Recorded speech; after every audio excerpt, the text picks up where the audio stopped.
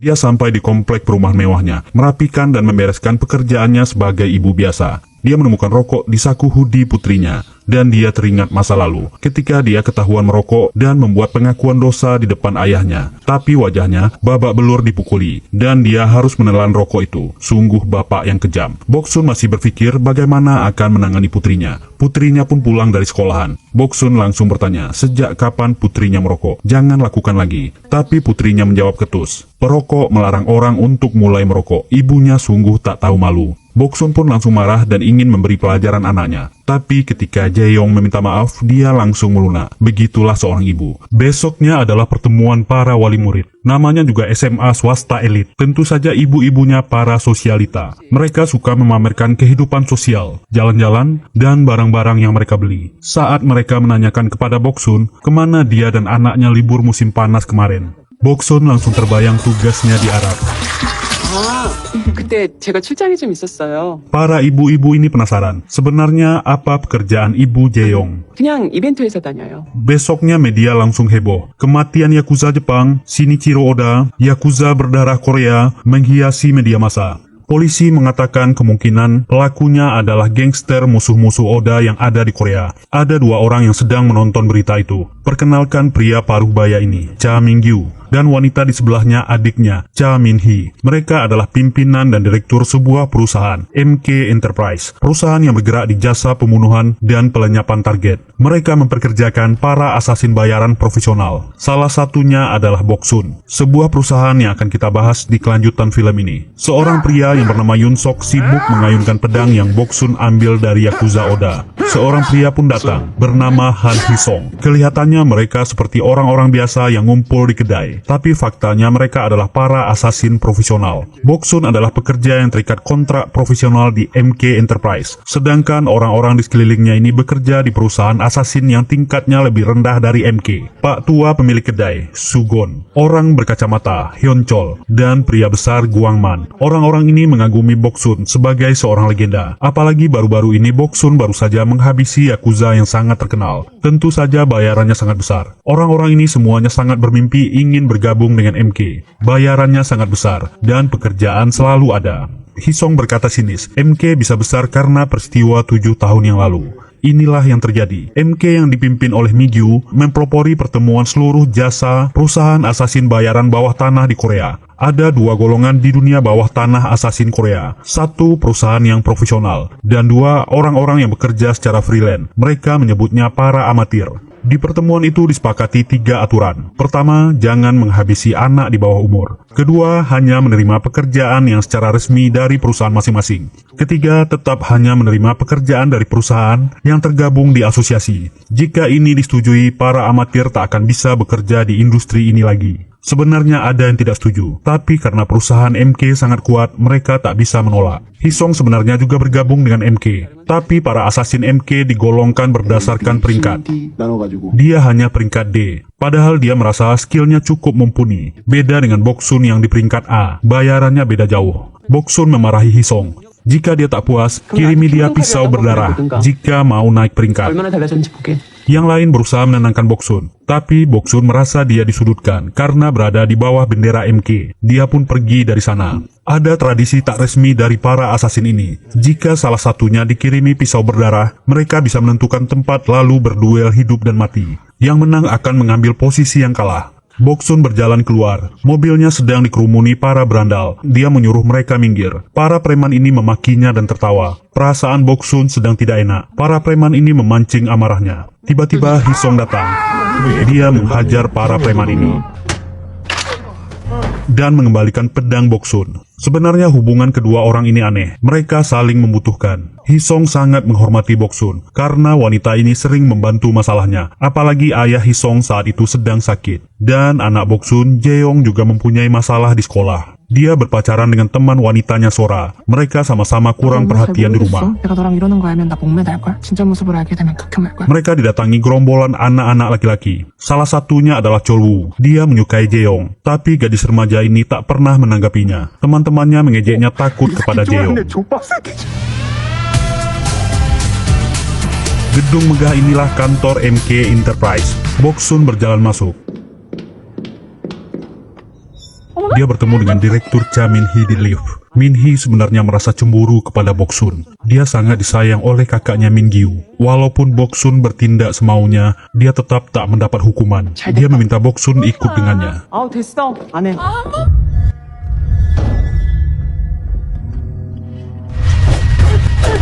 Seorang remaja menyerang seorang pria di kamar mandi.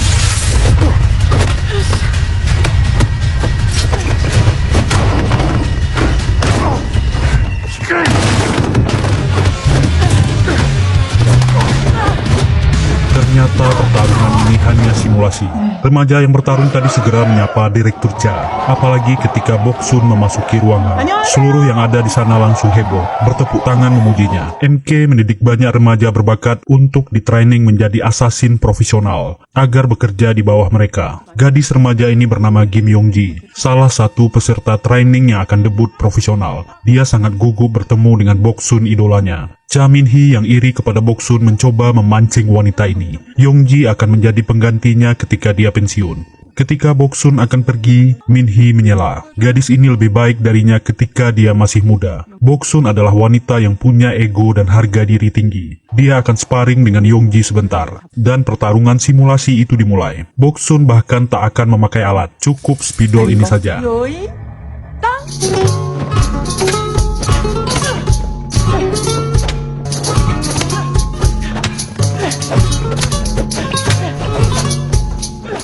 Yong-ji yang masih muda bukan lawannya. 양심 쓰는 건 좋은데 액션에 토를 너무 많이 달았네. Tapi gadis ini tentu ingin menunjukkan skill terbaiknya. Good choice. Dia melawan kembali.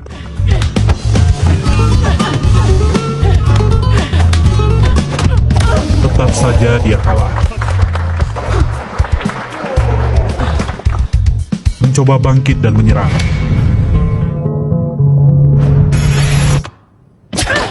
Dia berhasil mengenai Boksun. 선수는 옆구리 베이신 겁니다. Dan Boksun pun membalas. 나 방금 죽었어. Di dalam ruangan pribadinya, Cha Min-gyu menyodorkan 2 amplop pekerjaan kepada Boksun. 1 pekerjaan di Rusia, 1 lagi pekerjaan domestik. Klien ini hanya untuk yang grade A. Akhirnya Boksun memilih pekerjaan domestik. Dia tak ingin jauh dari anaknya. Jadi Min-gyu lah yang akan menyelesaikan pekerjaan di Rusia. Karena 2 asasin yang grade A, yang lainnya sedang liburan. Pilihannya hanya dia dan Boksun. Min-gyu menyinggung soal perpanjangan kontrak dengan MK. Dia tahu Boksun ingin pensiun, tapi setidaknya dia harus menundanya 5 tahun lagi. Min-gyu pun mengajak Boksun untuk makan di luar. Semua keakraban itu dilihat oleh Direktur Cha. Wanita ini sangat iri, kakaknya menyayangi Boksun. Tapi dia tak bisa apa-apa, memendam kebencian di hatinya. Inilah tempat kenangan mereka ketika muda dulu. Boksun curhat tentang kelakuan anaknya yang seperti menyimpan banyak rahasia darinya. Menghabisi orang lebih mudah daripada membesarkan anak, keluhnya. Boksun membuka amplop targetnya seorang pemuda. Dia heran, kenapa ini pekerjaan grade A? Min-gyu menjawab, kliennya kelas kakap. Misi ini harus kelihatan seperti bundir. Saat itulah telepon masuk. Itu dari sekolahan. Dia diminta segera datang. Boksun segera bergegas pergi. Ternyata Jae-yong menusuk teman cowoknya dengan pulpen. Ibu si korban marah-marah. Kenapa anaknya menjadi korban? Bahkan dia ingin perkara ini harus sampai ke polisi. Walaupun ditengahi komite murid, ibu si cowok tetap marah-marah. Kepala sekolah menjelaskan, Jae-yong akan diskor seminggu sampai Jae-yong mau mengaku kenapa dia melakukan itu. Di jalan pulang, walaupun dicecar dan dimarahi ibunya, Jae-yong tetap tak mau memberitahu alasannya. Dia sangat marah. Dia ingin menghabisi cowok itu. 고기 찔렀으니까. Semua petinggi perusahaan asasin Korea berkumpul di MK Enterprise. Mereka membahas adanya kasus-kasus pembunuhan yang tak bisa dipecahkan kepolisian. Mereka sangat yakin ada seorang amatir yang sangat ahli yang mengambil pekerjaan di luar perusahaan. Direktur Cha menduga semua pekerjaan orang ini tanpa izin dan bisa dipastikan dari luka korbannya semuanya dilakukan oleh 1 orang. Para petinggi pro dan kontra, mereka tak yakin ada amatir yang sehandal ini. Bisa jadi ini pekerjaan orang perusahaan yang mengambil kerja gelap di luar. Seseorang yang bernama Sersan Shin, pimpinan salah satu perusahaan di bawah asosiasi, menyela. Bagaimana jika pegawai MK yang melakukannya? Orang ini memang tidak begitu suka dengan dominasi MK di industri ini. Min-gyu menjawab, dia akan bertanggung jawab. Di dalam mobil, dalam perjalanan pulang, Min-gyu mengatakan kemungkinan besar Boksun tidak akan melanjutkan kontrak bersama mereka. Cha Min-hee sudah menduganya. Dia pasti memilih keluarga. Dan dia penasaran siapa ayah dari anak Boksun. Min-gyu menjawab ambigu. Ayahnya hanya orang biasa. Min-hee sangat yakin mereka tak akan kekurangan bakat baru yang akan bisa menggantikan Gil Boksun di masa depan. Dia merasa Boksun sudah melewati masa jayanya. Sudah berapa hari diskor, Jae-yong tetap tak mau membuka mulutnya. Kenapa dia menikam temannya dengan pulpen? Gadis remaja ini lebih senang menghindari pembicaraan dengan ibunya. Akhirnya 2 misi grade A MK akan dimulai. Cha Min-gyu akan menuju Rusia. Dia masih menyempatkan menelpon Boksun, menanyakan kabarnya dan putrinya. Boksun mengatakan putrinya tak mau jujur dengannya. Itu membuatnya lelah. Min-gyu memberinya nasihat. Kedua misi ini sama-sama dijalankan. Min-gyu akan mengirimkan anak magang untuk membantunya. Ternyata yang membantunya adalah Kim Yong-ji. 안녕하십니까? 오픈. Mereka menyiapkan peralatan. Misi kali ini, si target harus terlihat seperti bundir. Surat kematian yang dipalsukan sudah disiapkan. Mereka pun berangkat menuju apartemen si target. Mereka berdua sudah di apartemen. Gas tidur dilepaskan. Si target terlihat sangat muda. Yongji akan menyayat tangannya dihentikan. Boksun ragu melihat cara Yongji menyayat. Dia akan mencontohkannya. 칼 끝에 Tapi dia masih merasa ada yang aneh dengan si korban. Boksun teringat dengan foto yang dilihatnya tadi. Dia berhenti dan segera memeriksa. Ini adalah putra calon Perdana Menteri Oh Jong-sik yang dituduh curang masuk universitas ternama. Beritanya ada di awal film tadi. Boksun memeriksa isi surat. Dia pun sadar. Ternyata klien yang mengorder tugas ini ke MK adalah ayahnya sendiri, Jong-sik. Dia segera berhenti. Nuraninya sebagai ibu tak mengizinkan ini. Ayah ingin menghabisi putranya sendiri yang dianggap mengganggu pencalonan dirinya. Apalagi dia mendapat telepon dari putrinya. Jae-yong menangis menelpon ibunya meminta maaf. Boksun tak sanggup melaksanakan tugas ini. Sementara di Vladivostok, Rusia, Cha Min-gyu sampai. Dia memasuki sebuah bar di tengah salju. Orang-orang di sana keheranan melihat ada orang Asia yang masuk ke bar mereka. Min-gyu segera memesan minum. Saat itulah telepon dari Boksun masuk. Dia mengangkatnya. Boksun mengatakan dia gagal. Alasannya sederhana, gas tidur yang mereka bawa kurang. Pemuda itu terbangun. Min-gyu merasa ini aneh. Dia pasti membaca pesan bundirnya. Boksun yang dia tahu tak akan gagal dalam tugas ini. Boksun sudah tahu kliennya adalah ayah kejam yang ingin menghabisi putranya sendiri. Dia telah melanggar aturan. Boksun tertawa dan menantang Min-gyu. Min-gyu terdiam. Emosinya campur aduk. Apalagi target yang akan dihabisinya sudah datang ke bar. Awalnya bos mafia Rusia ini rencananya akan dihabisinya diam-diam. Karena marahnya, Min-gyu melampiaskannya dengan cara lain. Dia mulai menembak. Dan perkelahian barbar antara mafia Rusia dengan Min-gyu dimulai. Orang ini walaupun sudah berumur, keahliannya tetap yang terbaik.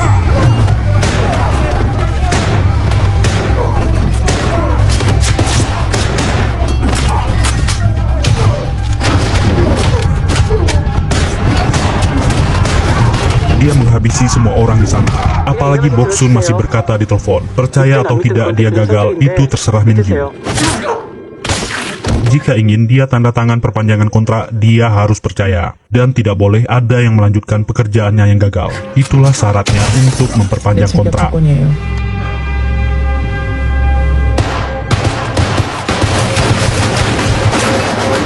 Pertempuran barbar berlanjut.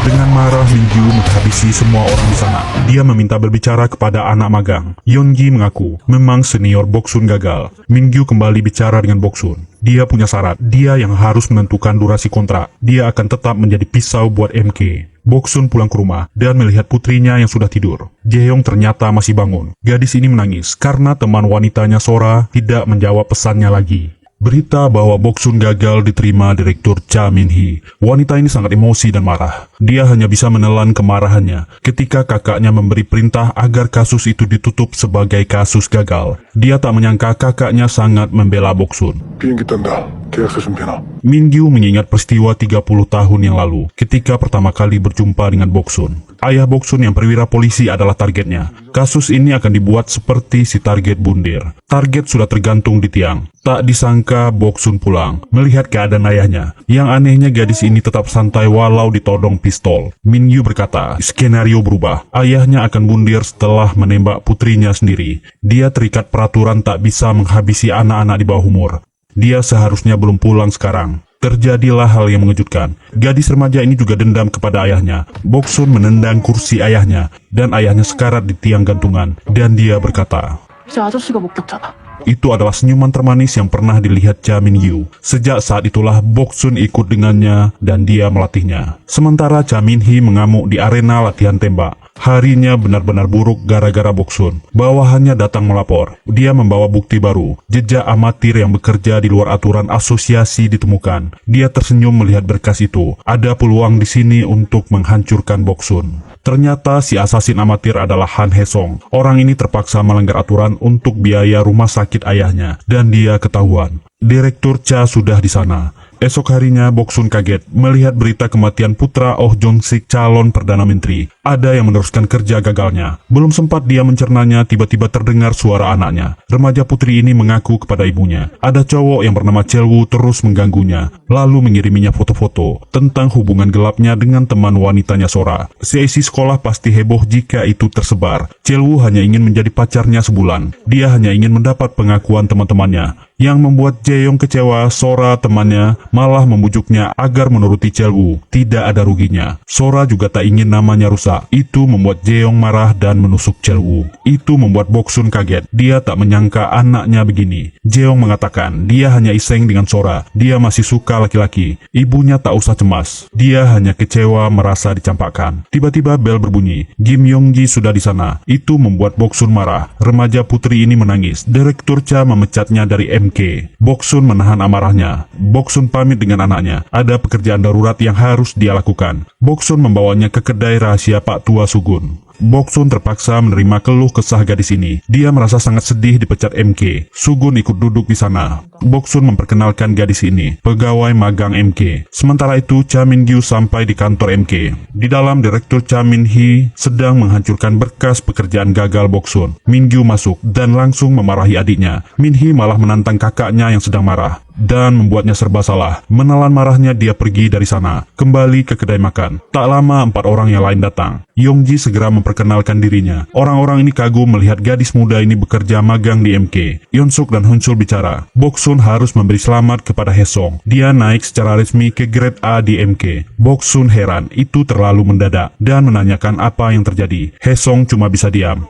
Apalagi Hyuncul memperlihatkan berita kematian putra Perdana Menteri. Itu adalah pekerjaan gagalnya. Boksun bertanya, siapa yang memberinya perintah? Dia sebenarnya sudah lama naik ke grade A, tapi gara-gara Boksun dia selalu terhalang. Orang ini mulai sombong. Tiba-tiba HP Hesong berbunyi, dan Boksun mengangkatnya. Cha Min Hee kaget. Boksun pun langsung marah. Min Gyu mungkin tak menghukumnya, tapi dia akan mengejarnya. Min Hee tak takut. Berikan HP kepada Hesong. Pria ini menjawab. Dia bersama 4 temannya pekerja asosiasi, dan ada juga anak magang di sini. Min Hee menyuruhnya menghidupkan speaker HP. Wanita ini sangat berani. Dia menyapa ke 4 orang yang lain dan Yongji. Dia akan memberi mereka peluang untuk bekerja di MK sebagai peringkat B. Syaratnya adalah menghabisi pegawai yang melanggar aturan. Keempat asasin ini bersiap. Demi masuk ke MK, mereka akan melakukan apa saja. Boksun segera mematikan HP itu. Boksun tahu orang-orang ini akan menyerangnya. Mereka tak tahu malu. Tapi mereka gelap mata oleh tawaran Cha Min Hee. Pak Tua Segun mulai menyerang duluan. Yang lain pun ikut-ikutan. Siapa yang tak ingin debut di MK?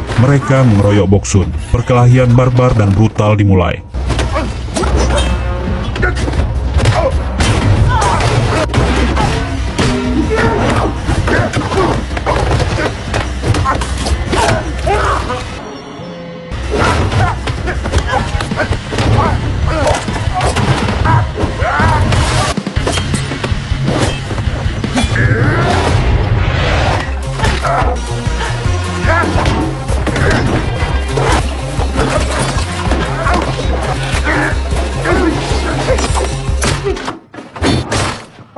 Pak Tua Segun tewas. 얼굴 건들지 말게. Orang kedua Yeonsok menyusul. 죄송합니다. 선생님. tinggal 3 orang lagi. Orang-orang ini meminta maaf, tapi mereka butuh hidup dan ingin uang lebih. Yongji ikut bergabung. 사회생활 잘하네. Dan dimulai.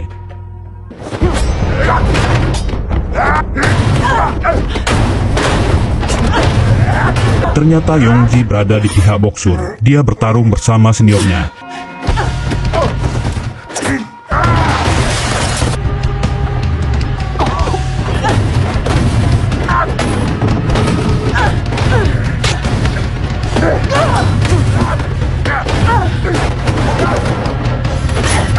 Muncul korban ketiga.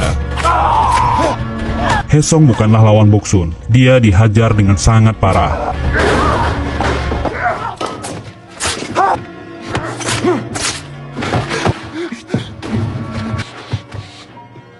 Dan Boksun menolong Yongji yang dihajar Guangman. Orang ini tewas. Sekarang hanya tinggal Haesong. 데뷔 축하해. Dan dia membuat pengakuan dosa. Dia melakukan pekerjaan tanpa izin dan dia ketahuan oleh Direktur Cha Min-hee. Dia tak punya pilihan, meminta maaf kepada Boksun. Boksun sangat marah. Banyak sekali kekacauan yang ditimbulkan oleh Cha Min-hee. Boksun menelpon cleaner dari MK agar datang membersihkan tempat itu. Boksun pun keluar dari sana dan ditelepon anaknya. Saat itulah tiba-tiba Min-gyu datang dan menyerangnya. Dia sudah keterlaluan kali ini. Dia sangat marah kepada Boksun. HP itu masih hidup. Suara Jae-yong memanggilnya. Saat itulah Yongji datang dan mengatakan bahwa Direktur Cha yang menyuruh orang-orang itu menghabisi Boksun. Min-gyu langsung terdiam. Dia bicara, Boksun harus tetap di MK dan memperpanjang kontrak. Dia akan menjamin keamanannya. Boksun yang masih emosi berkata, dia akan mencari adik Min-gyu. Orang ini mengancam, Boksun jangan macam-macam. Sekarang hanya dia yang bisa melindunginya. Perusahaan yang lain akan mengejar Boksun karena pegawai mereka tewas olehnya. Tapi Boksun menjawab, bagaimana jika dia memberitahu sebabnya? Apakah Cha Min-hee akan aman? Min-gyu marah dan mengancamnya. Kedua orang ini bersiap. Boksun tahu jika dia menyerang sekarang dia akan kalah. Dia pun berkata, akan ke kantor besok pagi. Sebelum pergi dia mengatakan, Yongji tak bersalah, jangan pecat dia. Boksun membersihkan lukanya dan segera pulang. Jae-yong sangat ketakutan. Dia sangat bersyukur ibunya selamat. Dia sangat cemas tadi. Jae-yong sangat penasaran. Dia menemukan pistol dan paspor palsu di tas ibunya. Dia menduga ibunya bekerja di Badan Intelijen Negara. Putrinya juga agak lega. Walaupun ibunya tak mengaku, itu sudah cukup baginya. Boksun sangat lega. Putrinya tak tahu pekerjaan yang sebenarnya. Dia menangis dan menguatkan dirinya. Besoknya perusahaan yang bergabung di asosiasi heboh. Mereka mendapat kabar Boksun yang melakukannya. Mereka akan meminta MK tanggung jawab, meminta penjelasan dari ketua Cha Min-gyu. Orang-orang ini sudah lama tak puas dengan dominasi MK. Mungkin inilah saatnya mereka membalas. Dan ketua Cha Min-gyu sampai. Boksun ingin naik lift, kartu aksesnya dimatikan. Cha Min-hee datang mengejeknya. Dia mengira Boksun sudah tewas. Cha Min-hee mengajak Boksun ke kantornya. Dia akan memperlihatkan kontraknya. Min-hee menyodorkan surat itu. Wanita ini masih percaya diri. Boksun semakin marah mendengar Yongji sudah dihabisi karena tak boleh ada saksi. Dan Boksun pun menyerahkan pulpen besi yang penuh darah kepada pegawai di bawah.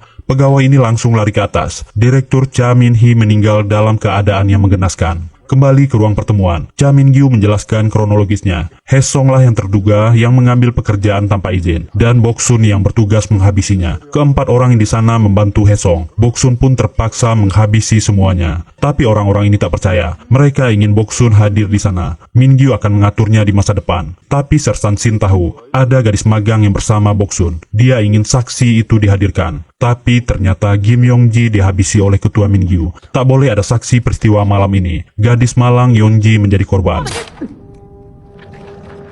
Sersan Shin tak terima saksi tunggal menghilang. Dia meminta ketua Cha bertanggung jawab. Orang ini dengan berani meletakkan belati di atas meja. Apa tindakannya sekarang? Min-gyu emosi dan berkata dia tak bisa melanggar aturan karena dialah aturan tersebut. Dia menghabisi orang ini dengan brutal.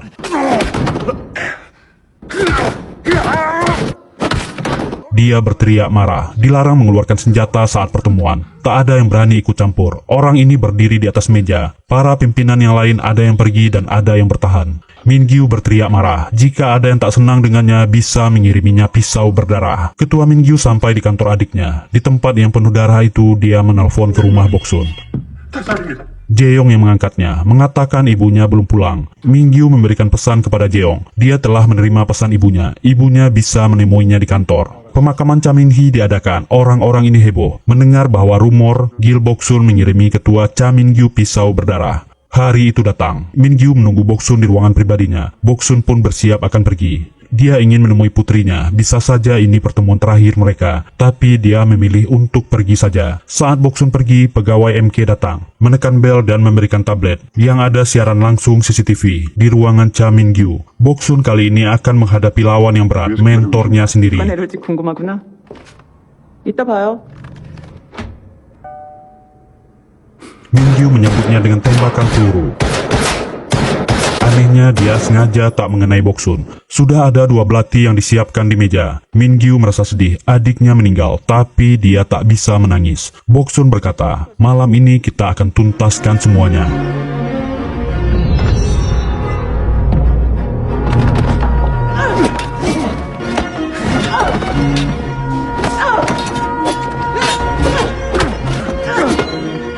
Boksun pun membayangkan bagaimana dia akan menyerang Min-gyu.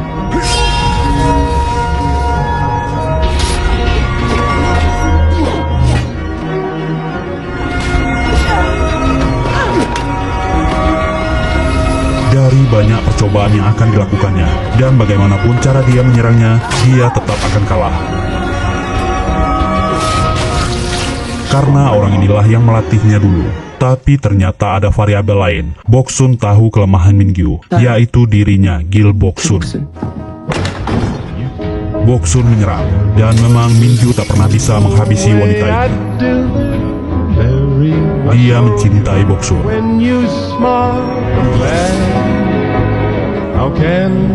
Dia lebih memilih dirinya yang menjadi korban. Dia tak tega anak itu besar tanpa ibu. Ada satu hal yang ambigu yang tak disebutkan sepanjang film ini. Siapakah ayah Gil Jae-yong? Mimin yakin inilah orangnya. Jae-yong yang melihat CCTV di tablet itu menangis. Akhirnya dia tahu profesi ibunya. Rahasia yang selama ini Boksun jaga terbongkar juga. Boksun pun menangis dan segera pulang, ingin cepat-cepat menemui anaknya. Asasin paling sadis pun masih takut dosanya ketahuan anaknya. Jae-yong sudah tertidur. Ketika Boksun akan menutup pintu, gadis ini bangun, dan dia memilih untuk tak mengatakan apa-apa tentang pekerjaan ibunya. Dan besoknya Jae-yong memilih untuk melepaskan bebannya. Dia menemui Sora di sekolah untuk berpamitan, dan dia berbisik, jika dia menemuinya lagi, dia akan menghabisinya. Dan film ini pun berakhir. Semoga terhibur. Terima kasih sudah meluangkan